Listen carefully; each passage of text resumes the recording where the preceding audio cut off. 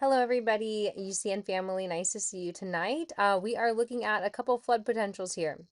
Extra leftovers from what will be the remnants of Hurricane Priscilla moving over New Mexico and into Arizona next week are why you see some of these little lines from our tropical systems as far as our computer models are showing beyond the point of National Weather Service, plus a little bit of excess moisture from what was octave or will be then at this point, moving over parts of New Mexico and Texas. And then a lot of heavy flooding in Miami area.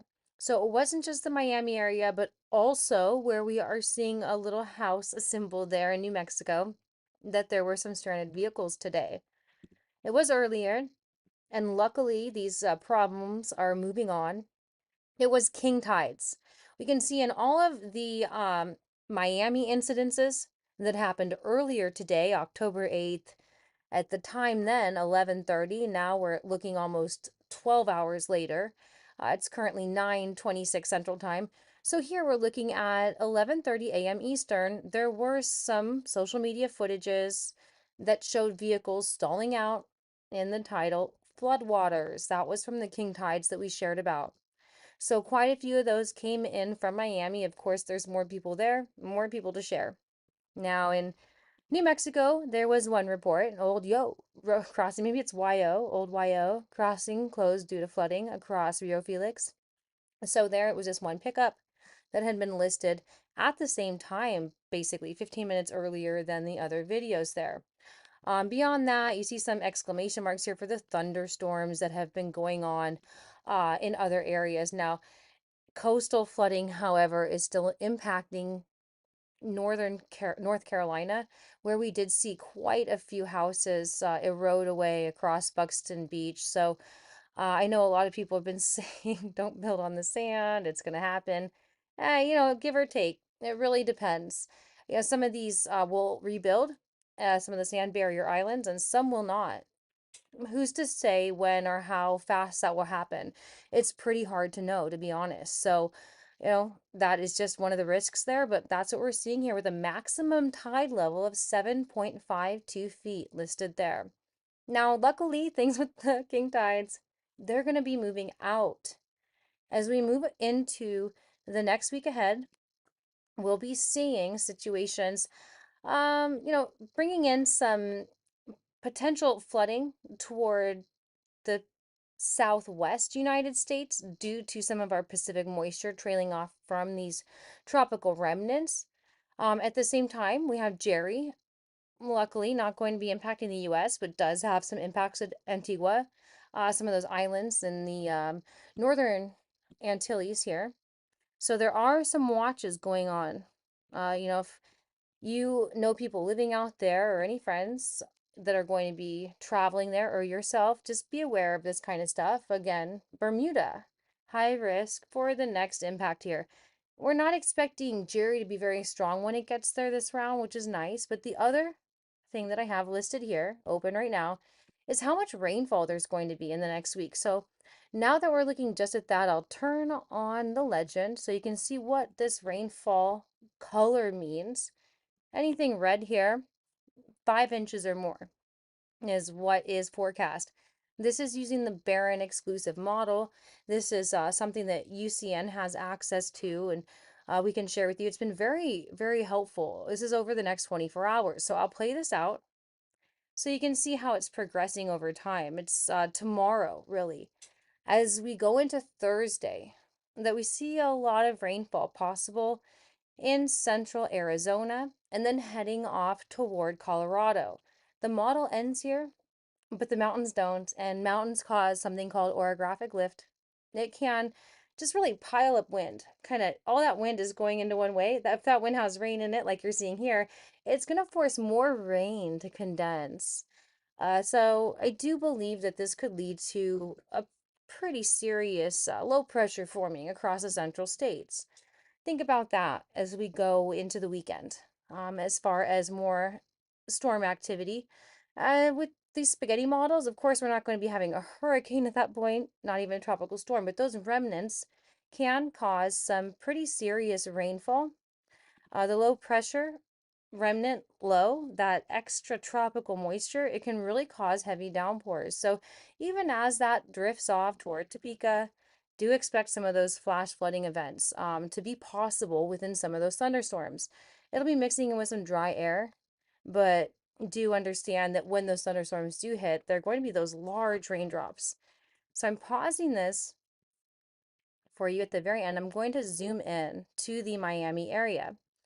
And since we don't need them anymore, I already opened up all of those local storm reports. I'll turn them off to get that kind of noise out of the way. And I'll go ahead and access some of these point queries, show you really what this means offshore, onshore, and understand that while I'm pointing these out, it's not going to be exactly perfect, of course. I'm sure most of you understand that. As we're looking at our weather models over the next 24 hours, I have noticed that Barron's been doing a really good job lately, but it could change a little bit as far as the exact placement. And so I'll let it sit here over the next 24 hours, understanding that most of this rain now is coming in Thursday afternoon into Thursday night that you see listed. Offshore, up to 10 inches. Some of those little white spots would include 15 or greater. But near Miami, don't be surprised if you're driving around and see some just real torrential downpours, some roads covered over from rain still. 4.5 inches coming in quick near West Palm, near Miami. These are really dense populated areas, a lot of roadway, a lot of concrete. It's going to puddle until it has time to drain. So there are definitely going to be some flash flood issues there. As we head into Thursday, I'm going up the coast, not too much going on. Of course, for Florida, East Coast, it's been very rainy. That's not going to be changing. The majority of the activity from the frontal system that just passed the US is now going to be offshore completely as we go into Thursday. But it's really the Pacific, Northwest, and the Southwest that we're seeing the heavier rainfall events come in toward. What's going on here is going to be much more of a cool system. So less rainfall, but some wind is still going to be impacting. And it's really when these kind of systems clash together that we get the strongest kind of storm activity. So North Dakota has seen a lot of storms this year, a lot of tornadoes, the only EF5 in more than 10 years, I believe since 2013. So that is a state near and dear to my heart. My family is all over that place. I've worked there. I actually sat in on an emergency mitigators meeting today for them, and so they're incredible at getting ready for disasters, being prepared, and helping their people. But I do see the potential of these two kind of systems colliding, causing some trouble. Again, that is exactly what causes tornado outbreaks, is the tropical moisture pushing into that cooler, more dense air from the north. Excuse me, less dense. The cool, less dense air pushing into that warm air. It's the difference that makes it really dynamic and move around. Because the gas as a whole wants to reach equilibrium. All of our atmosphere basically always working toward an equilibrium. So if you're getting two things that are very different right next to each other, it's going to cause some collisions. So just understand in the next coming days, these would be some hot spots for some activity, few and far between. And then what I want to do next is just kind of zoom out and take off the rainfall forecast and talk about the tropics for a minute here. Rainfall is under US forecast. Here we go. So once this is gone, we have also up right now the wave forecast around these storms. And really, the only ones impacting the US this year have been from the Pacific and not any kind of direct landfalls of a hurricane. So I'll keep crossing my fingers here that things stay that way, of course. I don't want any troubles. The depression here that's going to be passing over Baja California is eventually going to draw some of that moisture across the southwest, like I had mentioned earlier. So expect that in the weekend and early into next week, then trailing off into the central states, where any kind of collision with that Pacific Northwest storm could cause some very strong storms, some wind damages, and some possible tornadoes. And then when it comes to Jerry, we are expecting this to be a fish storm. There's a huge, big old kind of cold front trough digging across the US. Once again, that's going to act like that blocking pattern that we've been seeing with Jerry. So I'll play out now this wave forecast, and you can see how that again also collides with the frontal system. So that blocking pattern for the US is still holding strong for us. Let's keep hoping that stands true as we go into the next few days, which I believe it will. And that Bermuda doesn't have too many issues. A Cat 1 is again going to knock out some power. They've just been hit by Imelda as a category 2 at that point. So some people have roof damages already.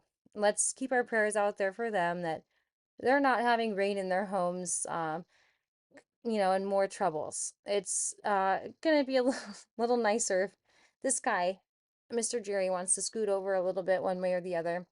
And I'd appreciate that off to the east because even as storms are west of the of Bermuda, they will still erode away those outer banks, North Carolina islands, the barrier islands that I'm circling here. This is an area that has just seen a huge loss in the last 10 years, greater than what a lot of people had expected even 40, 20, 10 years ago. It's been pretty quick, and any of these storms passing nearby, they will pull away the sand and take it, and they're not getting it back.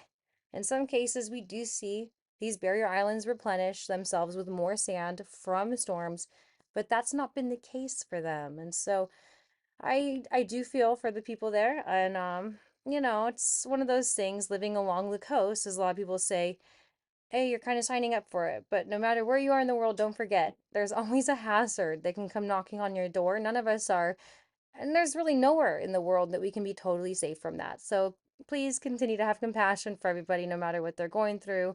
And I'll continue to give you updates to help you guys stay prepared. So just understand, these are our hot spots for the next couple days through the end of the week into this second weekend of October. And then also around the weekend, we could be expecting some strong clusters of thunderstorms across the plains states, really anywhere I'm circling here, as all of that tropical moisture starts to converge with the cooler air from the north. So enjoy your weekends, enjoy your week, stay safe. Let me know if you guys have any questions. United Cajun Navy will be here for you. Don't forget, you can download our weather app on the Google Play or the Apple Store and stay up to date